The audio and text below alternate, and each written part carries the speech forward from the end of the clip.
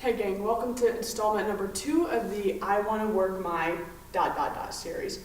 So when I started this, I asked you guys to post online some ideas for things that you would like to tone up, shape up, make look better. So today we're going to address this guy right here. This is called your tricep, and before we get started on a couple of exercises for that, I want to address something pretty important with you. Last week we talked about the way you eat. Today I want to talk about the way you think and speak. See, so many people are so negative about their bodies, and I might, in fact, be addressing you. We say negative things about our bat wing or our flab or our bye-bye arm or whatever, and we're consistently negative about ourselves and our bodies. Well, what happens when you continue to hear that negative speak is you don't ever find the confidence and the strength that you need mentally to power through when you don't see a change. Think of the people in your life, your spouse, your kids.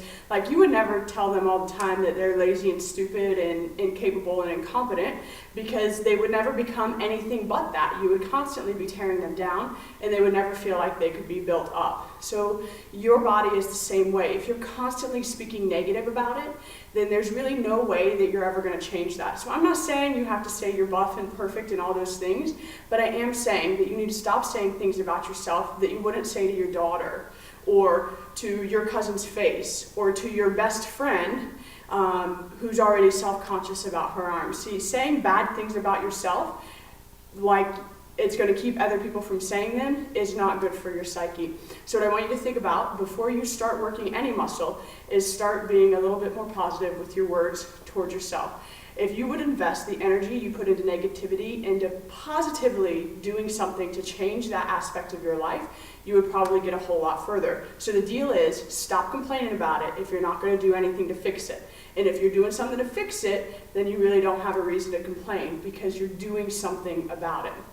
So without further ado, I'm going to show you a few things for your triceps. So you'll see I'm sitting on a box. That's pretty important. You can use a chair, you can use the edge of your couch, you can use a counter. I also have a little weight down here. I'm going to show you a couple of exercises with that. If you don't have weights at home, no worries. You can use a can from your pantry or anything else that has a little bit of weight to it. So the tricep, this muscle right here, its primary function is for extending the arm. So if you do that, you notice that's how we flex a tricep. So anytime we put it in that flex position, that's when we're working it. So a couple of great exercises you can do in your kitchen while you're waiting for the microwave to go off, or your coffee to come out of your Keurig, or whatever it is, waiting for the meat to brown for your lunch.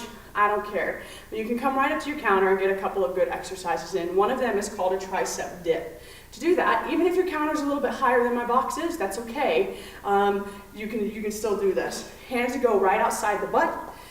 Butt is right against the counter, and you're just going to bend your arms and straighten your arms. You'll notice my elbows go straight back. They don't go out like this. They go straight behind my body.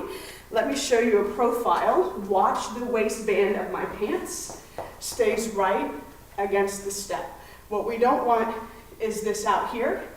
Now, if you need to make this a little easier, you can walk the feet in. Just don't push up with your legs. If you need to make it harder, you can put your feet above your hip level. So anytime you drop your hips down below your feet, it's going to make it more difficult. So that's a tricep dip, no equipment necessary. Next exercise, exercise number 2, is a tricep push-up. So again, we're seeking to bend and straighten that arm. And anytime you're working your triceps, it's always a good idea to focus on a 90-degree angle. So again, on the edge of your counter or on the floor, or with your feet elevated, both of them, you can work your triceps. I'm going to bend to 90 degrees, push back up. Bend, push from the front. Realize how close my elbows stay to my body. So I'm not doing this, I'm doing this. That's how you get into your tricep. Okay, if you go out, you stand a chance of doing a little bit of damage to your wrist, your elbow. You put your shoulder in an uncomfortable position, and you train the chest more than the tricep. So if I want to work my tricep is on your list, got to keep those elbows close and think about the 90 degree. So sticking with the 90, but using the weight for a couple of exercises. If it's something really heavy, you can do this one with 2 hands, or you can just use one at a time. I'm going to pull the weight up. I'm going to start it at 90. I'm going to straighten it, This is an overhead extension, okay? This is because you're fighting gravity, it's a little bit different when you push the weight up than when you're using your body weight. Notice you can see my ear. The elbow does not move. Thinking about going to that 90-degree angle, here's what it's not. And it's also not this. Terrible, terrible for your shoulder. So keep it slightly in front of the body, keep it immobile. Obviously, you would use both arms for that. The last exercise I want to show you is a kickback. You can do this from a standing position or a seated position, but you got to keep your shoulders square and you have to keep your elbow lifted. So here you are. You're going to kick back, straighten the arm, bend it again. So you'll notice my head is in line with my spine. I'm not doing this. Head is down. If I want to look, I'm going to look out the side. Elbow to shoulder doesn't move. It's not this, and it's not this. Okay, I want you to stop the wrist right under your elbow and kick it back. Okay, last note. Anytime you're working, I want you to breathe out. When you're coming back to your start position, breathe in. So in the dip, you inhale going down, exhale going up. That gets your muscles oxygen when you need them. So if you have additional questions about these exercises, let me know what they are. My encouragement would be to try to get in at least 2 of these exercises at least every other day. Your muscles do need a little bit of time to recover, so I don't suggest you do all of these exercises repeatedly every single day.